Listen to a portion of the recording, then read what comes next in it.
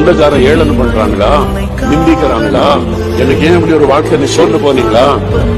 இதெல்லாம் உடைய வாழ்க்கை முடிவு நன்மையாக இருக்கும்.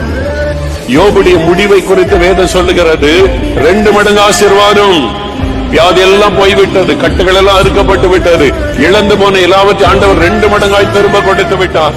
அதே ஊரில் மறுபடியும் தலை நிமிர்ந்து நடக்க பண்ணினார். எந்த ஊரில் நீங்க அவமானப்படுத்தப்படுகிறீங்களோ அதே ஊரிலே நீங்கள் தலை நிமிர்ந்து நெருக்கமடி கர்த்தர் ஆசீர்வதிப்பார். எந்த பகுதியில நீங்கள் ஒதுக்கப்பட்டு நீங்கள் புறக்கணிக்கப்பட்டு நிந்திக்கப்படுகிறீங்களோ அதே மக்கள் மத்தியில நீங்கள் தலை நிமிர்ந்து நெருக்கமடி கர்த்தர் ஆசீர்வதிப்பார். எத்தனை பேர் என்னை அழிக்க நினைத்தும் அழியாத அழைப்பு என்னை காத்து கொண்டதே. துரோகங்கள் வீண் பழிகள் என் மேல் விழுந்தும் கரைப்படாத கரங்கள் என்னை